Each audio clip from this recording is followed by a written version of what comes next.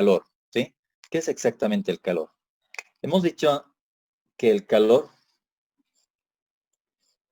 está en función de la variación de temperatura, ¿sí? El calor está en función de la variación de temperatura. ¿Qué quiere decir eso? El incremento o decremento que tenga la temperatura va a afectar directamente proporcional al valor del calor.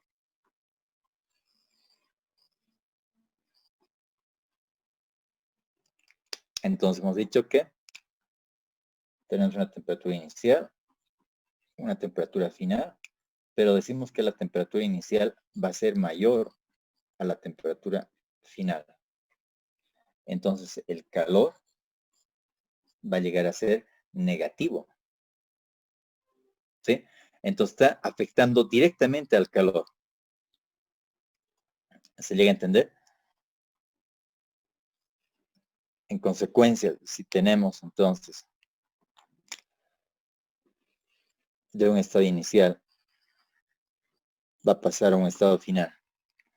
Pero en este caso decimos que la temperatura final es mayor a la temperatura inicial, entonces el calor va a llegar a ser positivo, ¿sí? Y esto es porque la variación de temperatura va a ser igual a la temperatura final menos la temperatura inicial.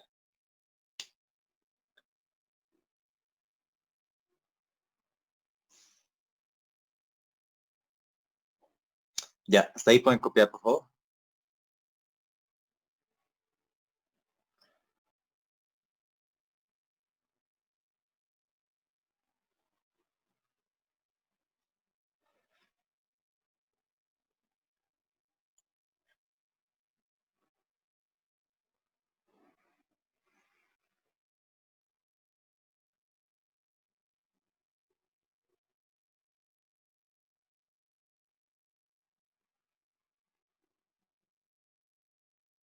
Entonces, con esto se llega a demostrar claramente de que la temperatura es totalmente diferente en concepto al calor.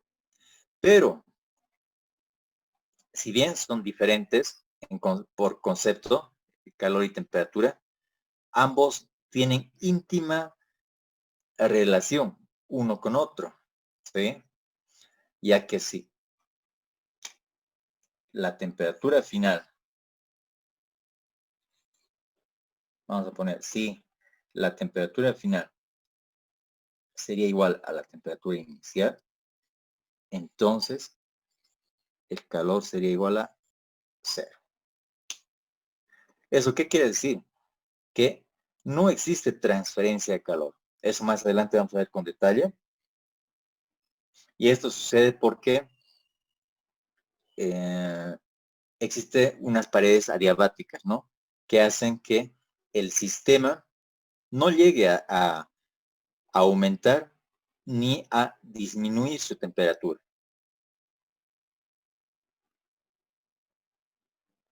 Entonces, en consecuencia, como la temperatura inicial del sistema es un inicio y la temperatura final del sistema se va a tener la misma en un determinado tiempo, entonces decimos que se trata de un sistema que no llega a tener transferencia de calor. Al no existir transferencia de calor, entonces el calor va a ser igual a 0. Pero sí va a tener lo que es energía interna, ¿sí? Sí va a llegar a tener una energía interna. Ya, ¿cómo se ha comprendido esto? Ya sea de un sólido, líquido o gaseoso. Entonces todo el cuerpo llega a poseer una diferente capacidad calorífica. Y eso es lo que hace a que llegue a tener un diferente tipo de calor, ¿sí? Pero para efectos de estudio de la termodinámica, solamente nos vamos a basar a los gases. Y cuando hablamos de los gases, entonces vamos a hablar ya no de la masa propiamente dicha, sino de el número de moles. ¿Sí?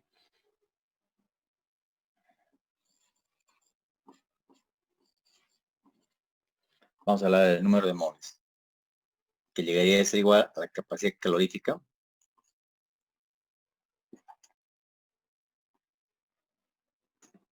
por la variación de temperaturas.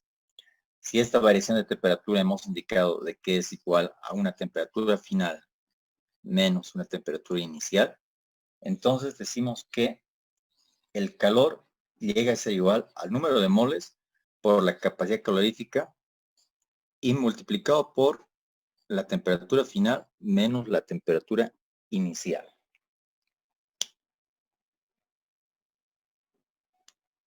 Este llegaría a ser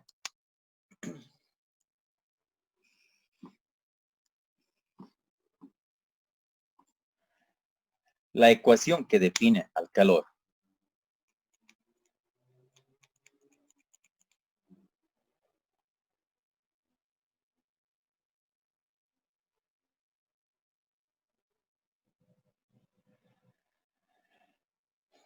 ¿Qué es lo que pasa si no existe, como les he dicho, no una variación de temperatura, ya sea desde un punto de vista inicial a un punto de vista final? Uno diría entonces no existe calor y por lo tanto no existe energía. Pues sigue existiendo, sigue teniendo energía, ¿no? Lo que pasa es que el cuerpo en sí llega a tener energía interna. ¿Qué es lo que tiene propiamente el cuerpo? ¿Sí? Cualquier cuerpo determinado. Y llega a producirse este calor en función a la variación de temperatura. Vamos a tener un calor positivo o negativo, ya como hemos dicho más antes, ¿no?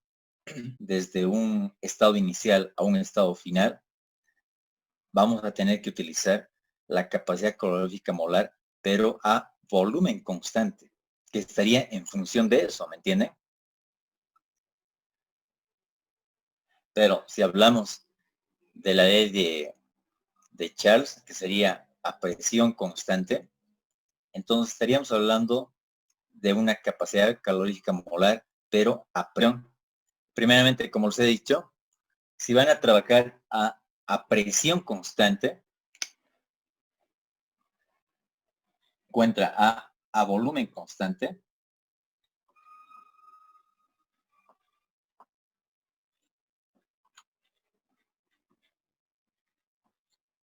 entonces se utilizará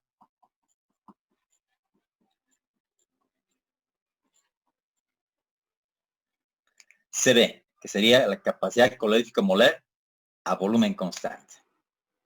¿Sí? Ambas abreviaciones, tanto CP como CB, llegan a tener diferentes valores, pero estos valores están en función no solamente de al encontrarse a presión constante o a volumen constante, sino que a la vez están en función al tipo de, al tipo de gas que se llega a presentar en el sistema. Por ejemplo, si se trata de un gas monoatómico, diatómico o poliatómico. ¿Se entiende? Entonces, para este caso tenemos tres tipos de gases.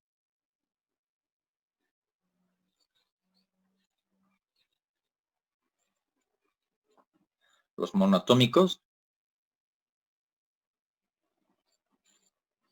los diatómicos y los poliatómicos.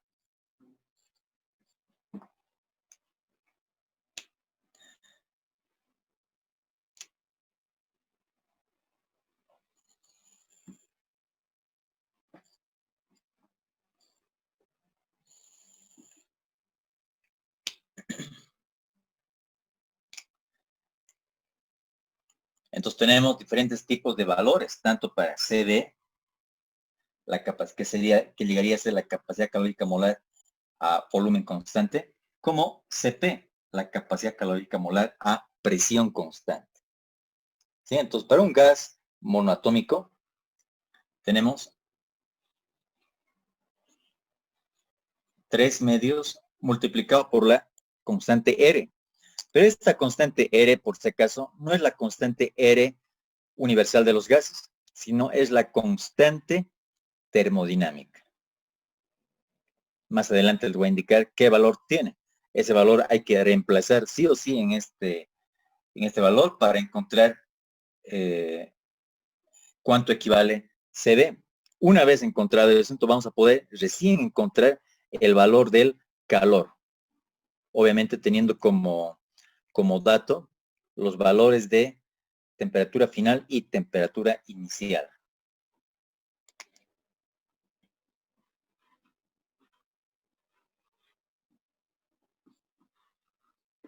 Para un diatómico llegaría a ser 5 medios de R. Y para un poliatómico, 7 medios de R.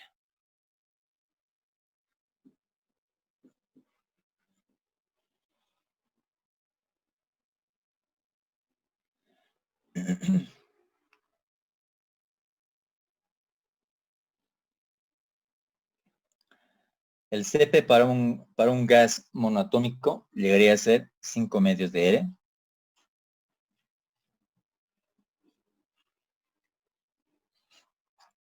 Para un gas diatómico llegaría a ser 7 medios de R.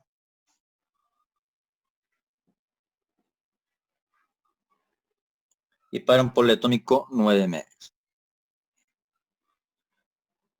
Nosotros solamente vamos, para efectos de análisis en los ejercicios que vamos a realizar, solamente vamos a utilizar el monoatómico y el diatómico. ¿Sí? Ya, entonces hasta ahí pueden copiar, por favor.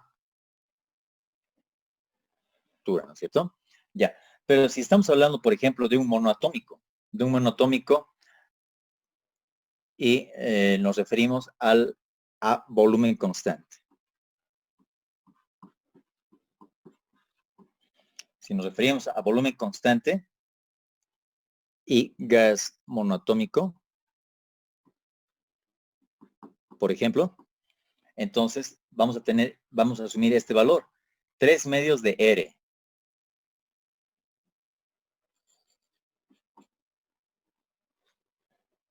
Suponiendo que N vale 1, entonces vamos a colocar 3 medios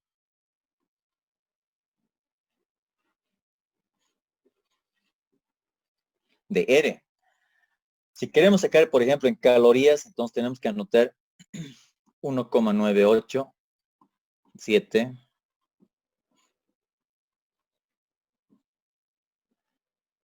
calorías mol grado Kelvin. ¿Sí?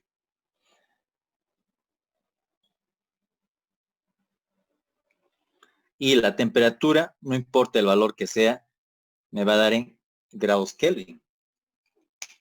Los números de moles, de la misma manera, no importa el número de moles que se tenga, me va a dar en mols.